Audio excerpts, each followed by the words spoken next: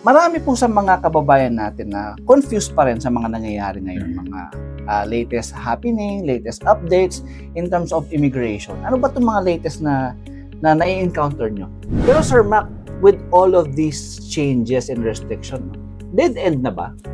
Kumbaga, stop na ba ang Canada dream ng ating mga kababayang Pilipino? But they have the mandate to. Yes. Pag may nakita sila na butas, refuse, di ba? Isama pa yung mga mood nila na napaka-busy na. So, wag na natin silang abalahin. So, bawal mag-flag polling ngayon.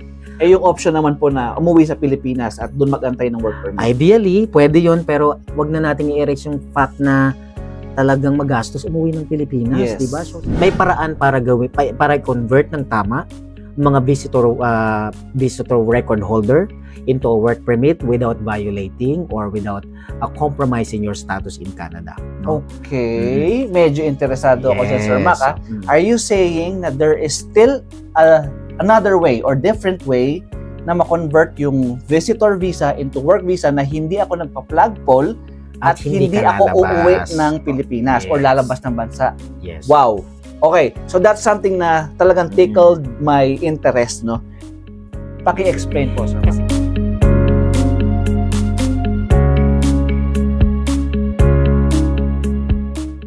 What's up mga kabalen? So another day, another vlog na naman para sa atin. And syempre, we do not forget to thank God for giving us another opportunity para makapag-vlog sa araw na ito. Ayan. So mga kabalen, meron ba kayong mga concerns or mga inquiries regarding your immigration status? Or kung gusto nyong malaman kung ano ba ang magandang diskarte para makapag-migrate or makapag-work dito sa Canada? Dito sa pupuntahan natin, masasagot lahat ang mga tanong ninyo. Dito sa Canada Vertex Immigration. Kaya let's go! Pasok tayo at tingnan natin ano ba ang nasa loob ng kanilang office. Tara!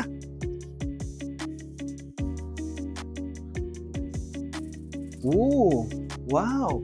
Nice!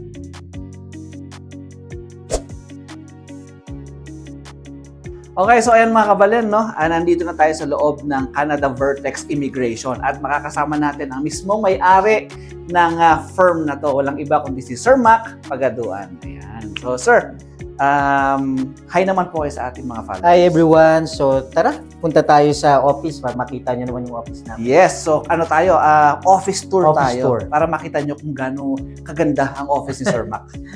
Yes. Okay, let's go. So, tara. So, two-story pala tong office mo, sir. Yes. So, ito para sa kabilang side. So, hindi yan sa amin. Dito tayo. So, itong room na to. Yes. Okay. Wow!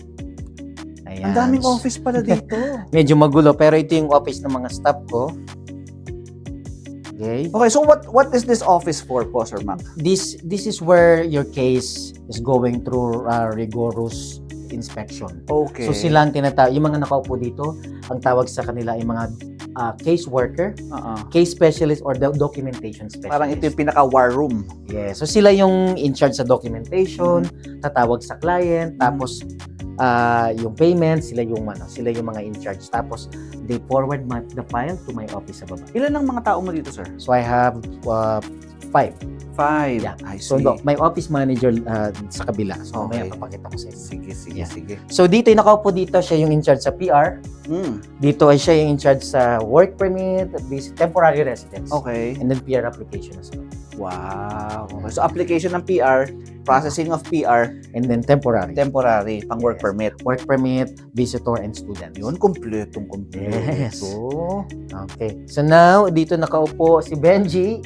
Okay. Siya ang marketing and case specialist as well. Ayun. So admin assistant din siya. So dito nire-receive yung mga clients namin. So parang reception area din to. Reception area and parang documentation na rin. Pero dito, Nice. mostly dito nagre-receive ng clients. Nice. Sir Mac, napansin ko tong mga certificates mo, no? So what are these for? Ito ba yung mga achievement na na-receive mo? Meron pa sa baba, siya yung mga sponsorship and yung mga certificate coming from the government bodies. Wow. So ito from Legislative Assembly.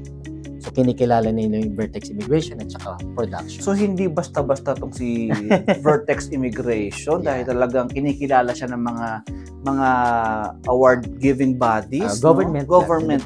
actively kasi we're participating in mga projects. So kilalang-kilala sila dito sa Canada talaga bilang isang reliable source of information in terms of immigration. And ito yung office ni office manager. So dito si Mary Sher. Is mo ma-MC nyo? Si Madam MC. Diba? Mas cozy ang kanyang office. Mga maarte sa office. Ang bango, parang spa.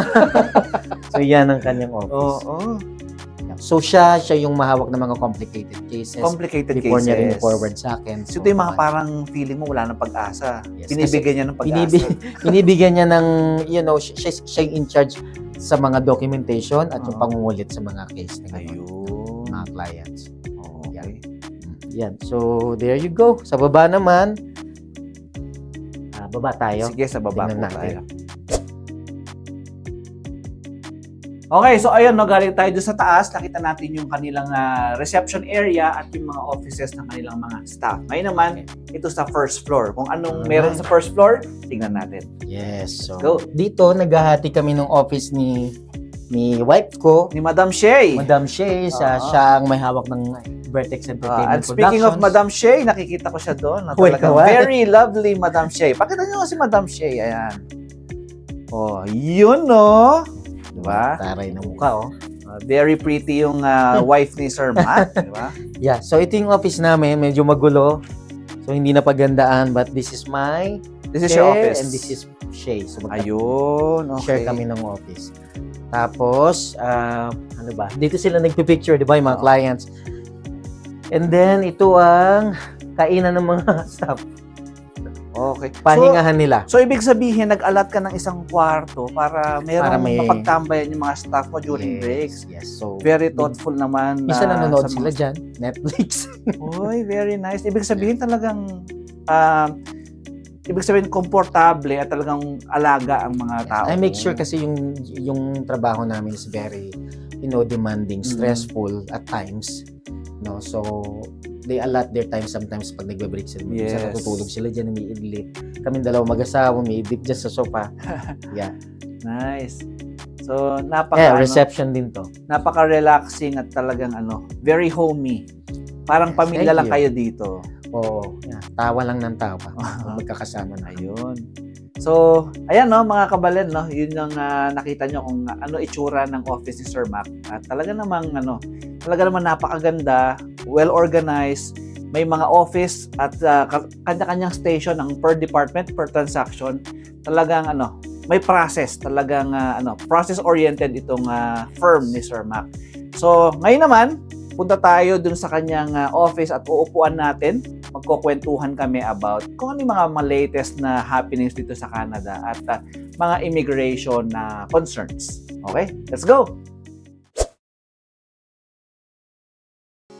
Okay, so ayan mga kabalen, nakita natin kung gaano kaganda yung office ni Sir Mac dito sa Canada Vertex Immigration. At talaga namang very cozy, very homey ang dating, talagang may asikaso ka. Napakaganda ng customer service nila dito. So ngayon naman, this time around, makakausap na natin siya one-on-one. So pwede na natin itanong yung mga gusto nating malaman about immigration, Sir Mac. So batiin niyo po yung ating mga followers at mga kabalen natin. Ayan. Hi everyone.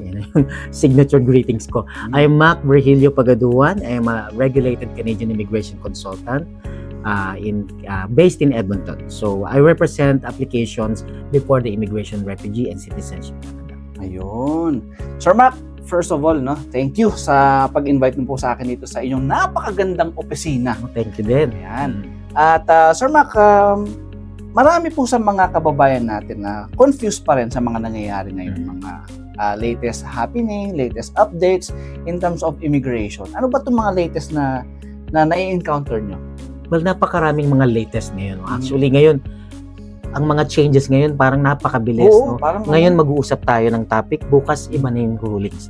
So, ganun nakabilis. Ano yung mga changes? Tinamaan ng mga pagbabago sa mga temporary residents. So, student, work permit, visitors, policies. At dumami na rin, kumonti na rin ang mga numbers of immigrants na kakailanganin ng Canada in the future at currently. So, napakaraming pagbabago at hindi sapat ang ilang oras nating pag-uusap tungkol sa Opo. pagbabago. Masyadong maraming kailangan Marami. pag-usapan. And we cannot deny the fact naman na kasi talagang dumadami ang immigrants dito sa Canada. Kaya talagang nagkakaroon ng mga changes, ng restrictions. Pero Sir Mac, with all of these changes and restrictions, dead end na ba? Kumbaga, stop na ba ang Canada dream ng ating mga kababayang Pilipino? Ngayon ko sasabihin sa mga kababayan natin na bago magpunta ng Canada, they need to make sure na handa sila. Okay. Meaning, they have done their due diligence, nagsaliksik, at handa rin sila sa mga gastusin. Diba? Magastos ang pumunta ng Canada. Yung sinasabi natin na dead end, hindi pa naman. So, marami sa inyo ang hindi nakakaalam ng next step. Palaging, ano magagawin ko? I'm a visitor right now. So, ako ba'y pinapauwi na ng Canada? Baka may other options pa to stay in Canada. Ayun. Kung student ka naman, hindi ko na ba madadala yung asawa ko dahil nagbago na yung mga requirements para madala ang mga asawa into spousal open work permit. Yeah. So, another one is a work permit. No, wala na akong LMIA. Yung employer ko hindi na eligible for LMIA. Ano pa ba yung mga options ko? Baka naman last year pa ako eligible for PR. Na-miss ko lang. Ayun. So, kailangan nyo ng tamang guidance, tamang tao na tatanggap. Yes. So, sa may mga ganun pong concern, reach out po kay Sir Mac Pagaduan dito sa Canada Vertex Immigration. Ayan. Yes. So, masasagot niya lahat yung mga katanungan nyo in terms of yung mga status natin dito sa Canada. Meron po akong gustong isang i-touch na topic na talagang kasi nakikita ko rin sa mga ibang mga kaibigan natin dito, mga kababayan natin dito, and karamihan kasi ng mga nakikipagsapalaran. So, pumapasok sila dito as tourist and then nagko-convert sila into work permit. Okay. Kasi ganoon naman talaga yung kalakaran dati di ba? Hindi nung bago lumabas yung restriction, di ba? So, they could convert their tourist visa, pag nakahanap sila ng employer, convert into work permit. Yes. Is that still applicable? Kasi yung lumabas na restriction at nakikita ko sa sa social media na wala na daw conversion na ganon. Ang kailangan mo is mag-flagpole or umuwi. Yes. Ayan. Okay, ideally, so gusto ko lang din linawin. Ang mga visitor, ang intention talaga is to visit Canada temporarily. Of course. Legal naman na maganap ng trabaho. Ang hindi illegal magtrabaho is magtrabaho while hindi ka pa nako-convert into pero magharap ng trabaho, hindi illegal. Hindi yun illegal. Kasi maraming mga kababayan natin ang babash sila ng mga visitor na bawal yan. Hindi po bawal pwede, basta wag magtatrabaho ng walang authorization. Yes. So ang tanong mo kung possible ba? Okay. So nag-convert, no? Ipinagbawal ng gobyerno na abalahin natin yung mga CBSA officer, yung mga border officers para magpunta ka ng para maggawa ng flag polling, no? Kasi a one work permit will take sometimes 5 hours bago nila matapos. 8 hours lang ang duty nila. So sa kanilang pagtatrabaho, isa lang ang alam mo yun, may mga pagkakataon. Kaya nga siguro Sir Mac, bad trip yung mga console, no? At deny na lang ng deny. Kita mo, di ba? Ang daming mga pupunta doon ng hapon na, tapos pagdating nila doon, refuse agad. No? Hindi dahil sa illegal ang ginagawa ng mga border officer nito na mag-refuse automatically. But they have the mandate to. Pag may nakita sila na butas, refuse, di ba? Isama pa yung mga mood nila na napaka-busy nila. So, wag na natin silang abalahin. So, bawal mag-flag polling ngayon.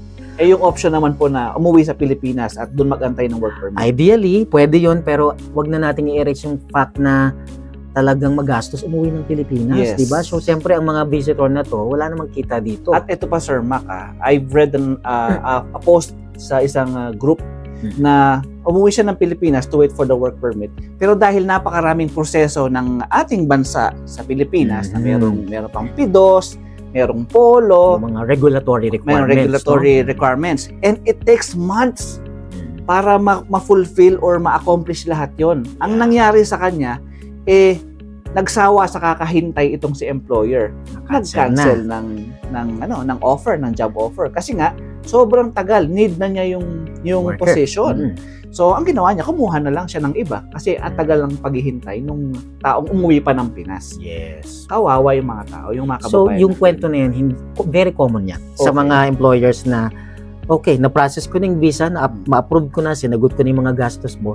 Pag uwi mo ng Pilipinas, mag-OEC pa, no? And ang OEC, para lang sa sa kaalaman ng nakararami, ito ay nasa batas. Hindi pwedeng i-skip ito. Opo. Kaya yung mga Pilipino na nandito, sa halip na uwi ng Pilipinas, they stay here, now legal naman. No? So, may paraan para gawin, para convert ng tama mga visitor record holder into a work permit without violating or without compromising your status in Canada. No? Okay. Medyo interesado ako sa Sir Mac. Are you saying that there is still another way or different way na ma-convert yung visitor visa into work visa na hindi ako nagpa-flagpole at hindi ako uuwi ng Pilipinas or lalabas ng bansa? Yes. Wow. Okay, so that's something na talagang tickled my interest, no? Paki-explain po, Sir Mac. Kasi karamihan sa mga pag binasa mo siya sa regulation, parang as a announcement ng IRCC, it's very plain na you cannot apply for a work permit inside Canada while you are on a visitor. Pwedeng magpasa ng application while you are inside Canada, submit it outside Canada, without misrepresenting. Okay. Kasi yun ang, kahit ako, yun ang una kong iisipin eh. Parang misrepresentation ba ito? No. I've done a lot of successful applications like that. Ilan na po yung nagiging success story yun? Before pang magkaroon ng pandemic at i-implement ang mga visitors applying inside Canada or to do flag polling, it has been like that. Oh, matagal na pala yan. Yes. Hindi lang aware yung mga tao. Hindi lang aware, tsaka kapag hindi ka consultant, hindi wala ka masyadong kaalaman pagdating sa mga proseso, procedure, no? Pero kaya kasi yung in-implement ng visitor, allowing visitors to apply inside Canada is for pandemic COVID-19 measures. Right? In-announce yun. Kaya ngayon nang nawala ng COVID, binalik sa original. Okay. We're just going back to original way. Diba? Original way lang. So now, while you're here, submit outside Canada application, declare that you are currently inside Canada and you want to submit that application while you are inside Canada, outside Canada. And then once you get the approval, submit another application inside Canada and explain that you want your work permit to be mailed to you. That's how to do it. Wow. Latest na latest to mga kabalena. Today is March 25, 2025. So hindi ito lumang balita Latest ito.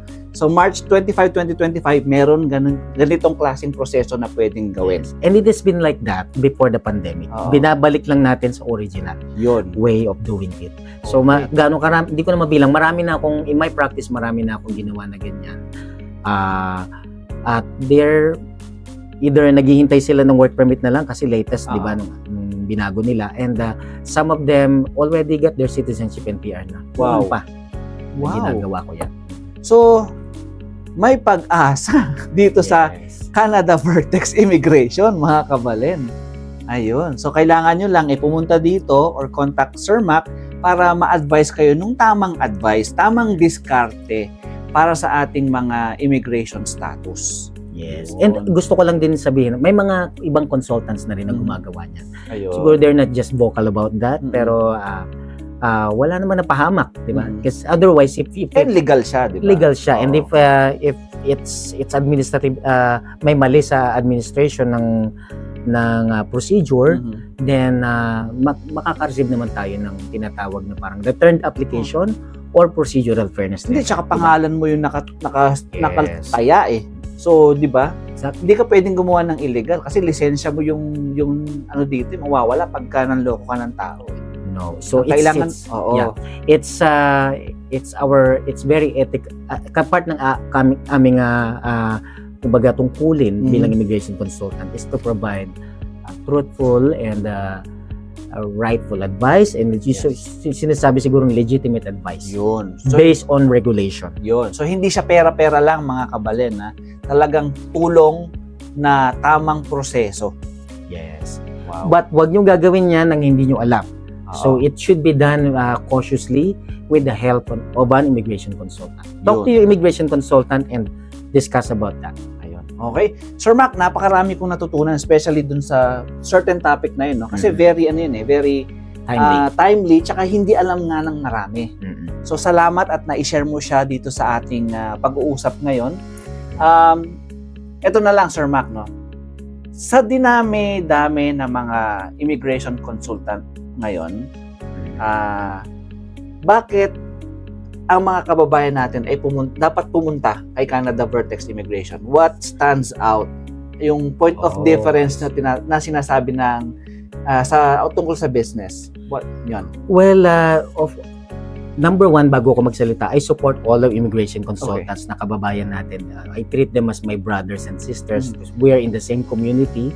Pero siguro the reason why Edmontonians and other mga kababayan natin loves to seek my help, our firm's help, is that we are very parang honest to their situation. Real talk lang, yung totoo lang. Real talk lang tayo, no? Hindi tayo nagsusugarcoat. Kung talagang hindi pwede, hindi pwede. Hindi pwede. Kung pwede, then pwede talaga. So, kailangan kasi maging totoo tayo. Hindi tayo nangangako ng nagbibigay ng false hope sa mga kababayan natin.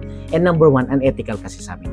So, kailangan maging honest. So, yun lang siguro. Kaya, siguro yung ibang kababayan natin, galing ako kay Sir Mac, ito yung sinabi niya.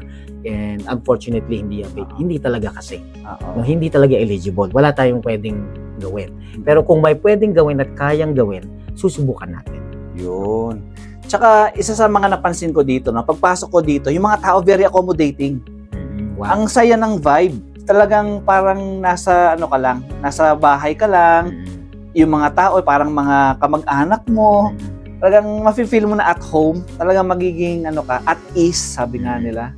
Well, I'm glad na ganyan yung experience mo dito kasi yung mga staff ko din, I taught them how to be friendly at saka dapat kasi yung mga clients natin ngayon pagdating dito, medyo stress na sila. May problema nga sila. Kaya nga sila sila napupunta dito in the first place.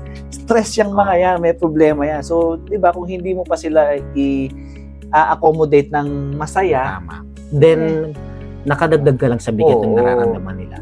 No? Lalo na ngayon parang ito yung stage ng immigration na madilim.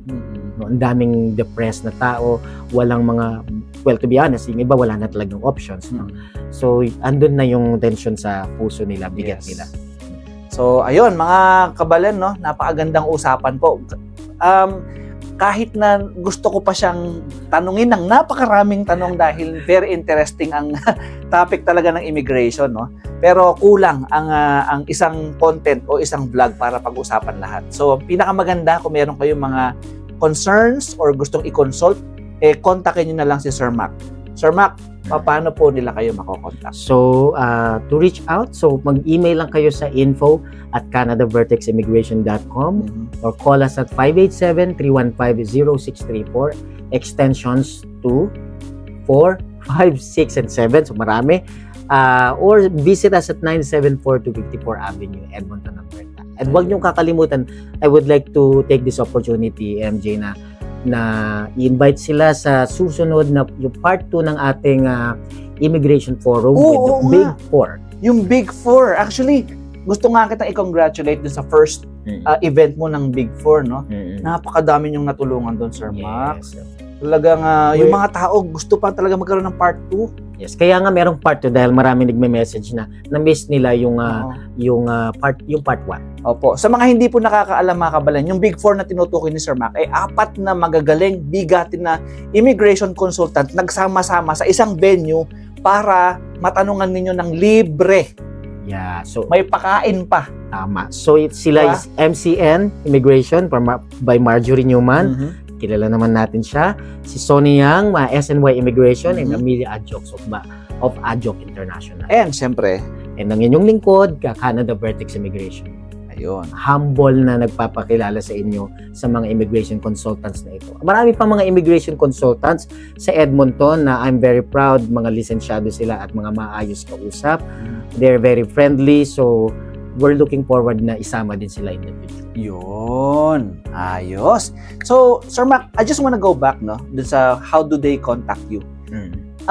Meron po ba kayong mga social media din na pwede kayong i-message? Or...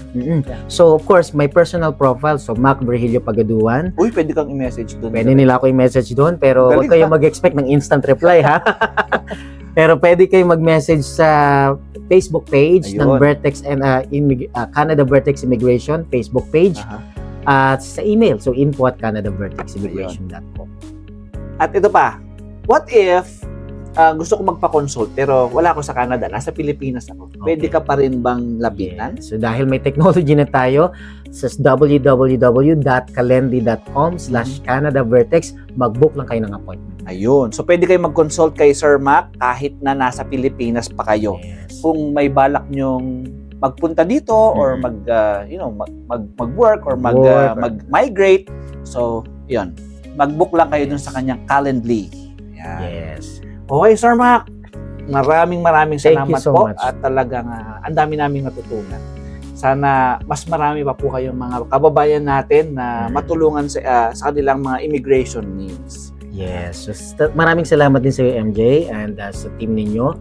So, ayan, magkita-kita tayo sa part 2 ng ng Immigration Forum. Yes, abangan nyo yan at i-announce niya sa kanyang Facebook kung kailan yung next na event na yon. Okay? So mga kababayan, maraming salamat po sa inyong pagsubaybay at patuloy na pagsuporta sa aking channel. At once again, this is MJ Mendoza and you are watching Kabalen in Canada. Pwede bang pahabol, MJ? Oh, sorry, sige po. So, support din my wife na Vertex Entertainment Productions. Oh yeah, Vertex Entertainment. Ayan. Shout out kay Ma'am Shay. Ayan. Ang Vertex Entertainment Production. Ayan. Okay. So once again mga kabalen, this is MJ Mendoza and you are watching Kabalen in Canada. Bye.